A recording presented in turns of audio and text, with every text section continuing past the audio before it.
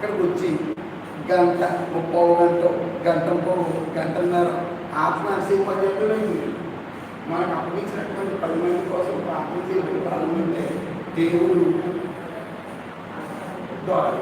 ఏ గొప్ప అది భోజనం పెట్టు 100 రూపాయలు చక్కెర పరిగెత్తి ఇక్కడ పరిగెత్తి సమయం అనక అసమయం అనక అది కూడా గొప్ప సేవ ఉందని నేను నచ్చింది. ఈరోజు ఈ సందర్భంగా జ్ఞాపకం చేస్తున్నాను. ప్రార్థన చేసే పరిస్థితి ఏమైంది? ఇప్పుడు ఎటువంటి పరిస్థితుల్లో దానికి భయపడేందుకు పడుతుందా చెప్పండి. ప్రార్థన పరిస్థితిని మారుతుంది, ప్రార్థన పరిస్థితిని మారుతుంది. దేవునికి స్తోత్రం కలుగుతుంది. అందును బట్టి ఇప్పుడు ఆయన ఏమంటున్నారు ఇక్కడ? యెహోవా దృష్టికి మేము పాపాత్ములని ఒప్పుకొని మిస్పాలో సమూయేలు ఇశ్రాయేలీయులకు న్యాయం తీర్చి వచ్చిన ఇశ్రాయేలీయులు మిస్పాలో కూడి ఉన్నారని ఫిలిష్తీయులు విన్నప్పుడు ఫిలిష్తీయుల సర్దారులు ఇశ్రాయేలు మీదికి వచ్చిరి.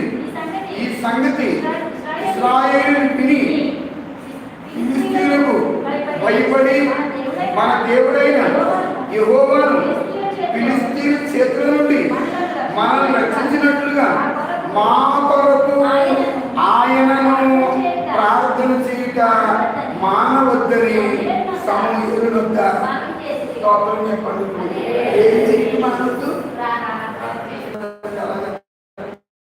ఎక్కడ పోయి పెడతాడు తీసుకుని చెప్పమని చెప్పేసి ఆ రోజు అది ఒక మాట దేవుడు కొరకు బట్టి మనమే తెలిసి దేవుడిని పెట్టి 100 రూపాయలు కాంపించాడు. ఎలా వచ్చింది కదా? ఒక్కోసారి 10 మంది ఉన్నారు, 14 మంది ఉన్నారు. మనిషితో 100 రూపాయలు కాంపించి వాళ్ళ గురించి అలా ఉండే పెట్టడం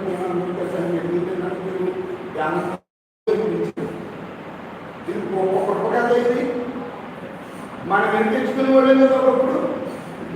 ఎప్పుడైతే మనం ప్రభు మీద అనుకున్నామో మనమే ఒకరికి ఇచ్చేటటువంటి ఇప్పుడు చేతులు ఇలాగా ఇలాగా ఇలాగే ఇలా తీసేస్తారు. దేవునికి స్తోత్రం కలిగింది. అందుకని ఇశ్రాయేలు ప్రజలు సమూయేలు అన్నారు, సమూయేలు మా గురించి నువ్వు ప్రార్థన చేయడం ప్రార్థన చేయడం ఇది దేవుని యొక్క చెప్పం. ఇప్పుడు మందసంలో ఏముంది? మందసం గురించి 4 మాటలు.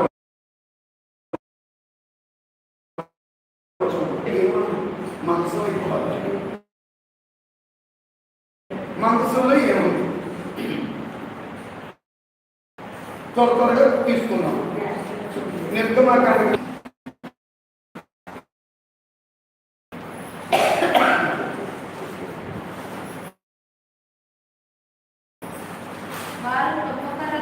వారు తుమ్మకరతో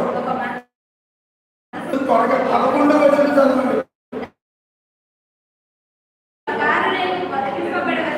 ఒకసారి చూడండి. అంతే పెద్దలు వచ్చిన లోపల కర్ర ఏంటి? తుమ్మకర్ర. ఉందా? తుమ్మకర్ర మీద బాగా ఎక్కడ?